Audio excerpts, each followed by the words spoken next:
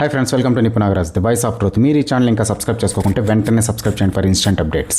ఇక ఈరోజు మా టాపిక్, ఆయన లక్ష్యం గదే అని అంటున్నారు మన ట్రేడ్ పండితులు. ఎవరాయన, ఏమిటి ఆ లక్ష్యం అంటారా? మనకు తెలుసు కదా, ప్రస్తుతం దేశమంతా ఒకటే ప్రభంజనం నడుస్తుందని. గదే ఐకాన్ బాబు ప్రభంజనం.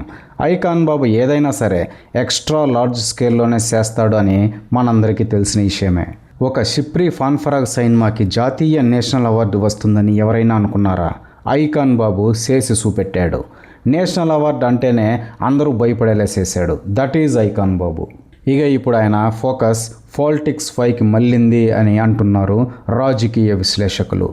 ఈ మధ్యన తమిళనాడులో తలపతి విజయ్ సీఎం అయినప్పటి నుంచి ఓస్ పాలిటిక్స్ అంటే గింతేనా, నేనైతే సఫరించి పడేస్తా అని ఉవ్విళ్ళూరుతున్నాడంట ఐకాన్ బాబు. ఈ క్రమంలోనే తాను కూడా పాలిటిక్స్లోకి వెళ్ళిపోయి సీఎం అయిపోతే ప్రత్యేకత ఏముందని కాస్త డిఫరెంట్గా ట్రై చేసి చూపెట్టాలనుకుంటున్నాడంట. గదే ఫ్యాన్ ఇండియా సీఎం. ఈ కాన్సెప్ట్ కొత్తగా కూడా ఉండొచ్చు మనకి. ఇదివరకు ఫ్లవర్ఫుల్ మాస్ లీడర్లు, మాస్ హీరోలు కేవలం ఒక స్టేట్కే సీఎం అవ్వగలిగారు.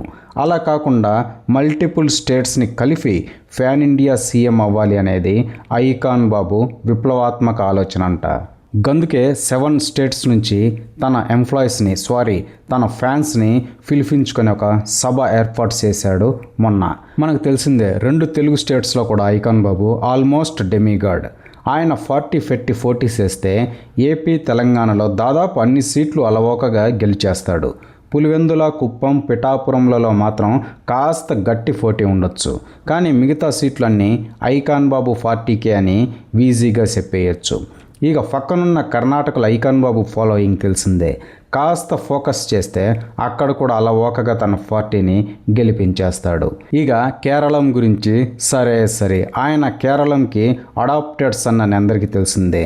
అక్కడ అల్లు అర్జున్గా కాకుండా మల్లు అర్జున్గా ఆయన ఫేమస్ అని కూడా తెలుసు. పార్టీ పెట్టడమే ఆలస్యం. ఇప్పుడున్న పార్టీలన్నీ మూసేసుకొని తాళాలు వేసుకోవడం బెటర్.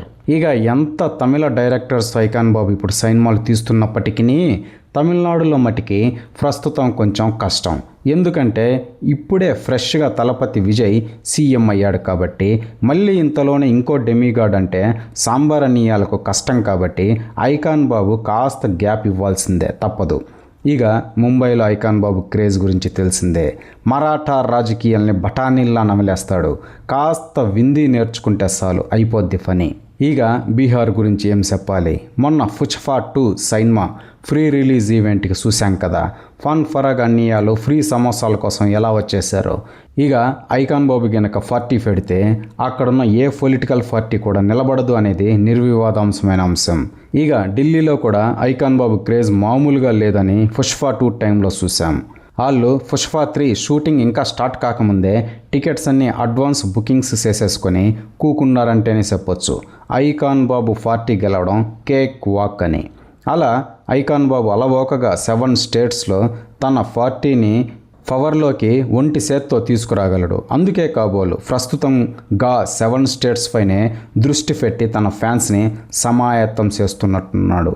ఇక 7 స్టేట్స్లో ఐకాన్ బాబు పార్టీ గెలిస్తే ఏదో ఒక స్టేట్కే సీఎం అయితే మిగతా స్టేట్ ప్రజలు ఫీల్ అవుతారు కాబట్టి వెరైటీగా హైబ్రిడ్ మోడల్లో 7 స్టేట్స్కి కలిపి ఒకే సీఎం, గదే ఫ్యాన్ ఇండియా సీఎం. అలా ఫ్యాన్ ఇండియా సీఎంగా ఐకాన్ బాబు ప్రమాణ స్వీకారం చేసే అవకాశాలే ఎక్కువ. గదే గనక జరిగితే అదొక సంచలనం అనే చెప్పాలి. పాలిటిక్స్లో అదొక విప్లవం అనే చెప్పాలి. మున్ముందు ఎవరూ కనీసం టచ్ కూడా చేయలేని రికార్డ్ అనే ఒప్పుకోవాలి. ప్రస్తుతం ఐకాన్ బాబు ఆచితూచి వేస్తున్న అడుగులు చూస్తూ ఉంటే త్వరలోనే ఐకాన్ బాబు తమిళ తలపతిని మించి ఏకంగా ఫ్యాన్ ఇండియా సీఎం అయ్యే సంచలనం రేకెత్తించే అవకాశాలే ఎక్కువగా కనిపిస్తున్నాయని ఇప్పటి నుంచే సంభ్రమాశ్చర్యాలకు లోనవుతున్నారు మన ట్రేడ్ పండితులు. ఇదే ఫ్రెండ్స్ ఈరోజు టాపిక్. ఇలాంటి లేటెస్ట్ అండ్ ఇంట్రెస్టింగ్ టాపిక్స్ కోసం please subscribe to Nipun Nagaraj the voice of truth and please like, share and comment this video with your valuable opinions. See you again.